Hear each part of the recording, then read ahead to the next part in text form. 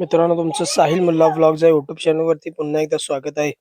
आज मित्रांनो, बैलगाडा शर्यत क्षेत्रामध्ये काही नवीन नियम लागू करण्यात आलेले आहेत.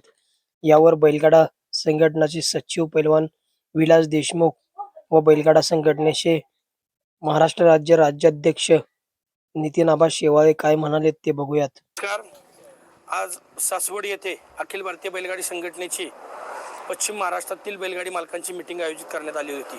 त्या मीटिंगमध्ये जवळपास 20 ते 25 तालुका कमिट्यांचे अध्यक्ष उपस्थित होते, त्याचबरोबर वरिष्ठ पदाधिकारी उपस्थित होते.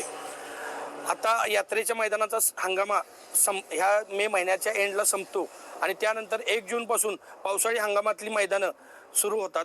त्या अनुषंगाने मुंबईची जी बैल आहेत ते या ठिकाणी पश्चिम महाराष्ट्रात येतात आणि इथं बैलांची संख्याही भरपूर होऊन जाते. त्या अनुषंगानं अखिल भारतीय बैलगाडी संघटनेच्या वतीनं इथून पुढची होणारी मैदानं ही पश्चिम महाराष्ट्र मर्यादित घेण्यात आलेली आहेत. त्यात सातारा, सांगली, कोल्हापूर, सोलापूर, पुणे आणि ठाणा, रायगड, पालघर या जिल्ह्यांचा समावेश आहे.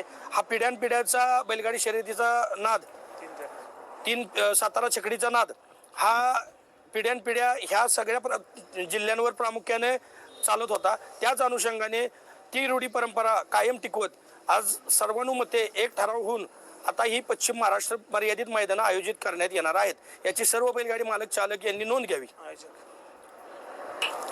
त्याचबरोबर गाड्यांची संख्या जास्त असल्यामुळे एका बैल मालकाला एक चिठ्ठी नोंदवायचं प्राधान्य देण्यात आलेलं आहे. म्हणजे त्याचं जर माझा बैल बाबा जगताप यांच्या बैलासोबत पाळणार असेल तर पैलवान राणा विलास देशमुख वाई कंसात माझ्या बैलाचं नाव सरपंच आणि सार्थक बाबाराजे जगताप सासवड त्यांच्या बैलाचं नाव नखऱ्या अशी एक चिठ्ठी नोंदवली जाईल. एक चिठ्ठी पहिलं त्यांचं नाव आणि नंतर माझं नाव आणि दोघांच्या बैलांचे नाव टाकून अशी दुसरी चिठ्ठी नोंदवली जाईल आणि प्रत्येकाला स्वतःच्या चिठ्ठी पळणं अनिवार्य राहील. हा नियम आज 26/5/2026 पासून लागू करण्यात आलेला आहे. याची सर्व तमाम महाराष्ट्रातील बैलगाडी मालक चालक यांनी नोंद घ्यावी ही नम्रतेची विनंती. आता या पावसाळी यात्रेमध्ये जे भरणारे मैदान आहेत तर आयोजकांना एक विनंती राहील की आदल्या दिवशी चिठ्ठ्या काढत असताना ती चिठ्ठ्या काढायची प्रक्रिया जी आहे ती संध्याकाळी रात्री 10च्या आतमध्ये संपली पाहिजे याची दक्षता त्यांनी घ्यायची आहे. दुसरं असं की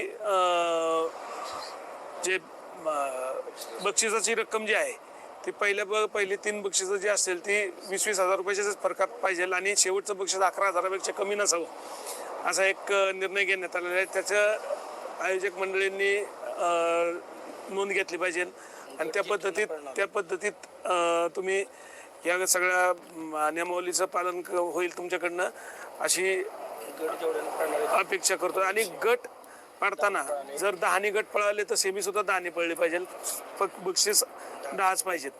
असं गटात आणि सेमी आणि फायनलमध्ये गाड्यांची संख्या कमी जास्त नाही झाली पाहिजे असं ठरलेलं आहे.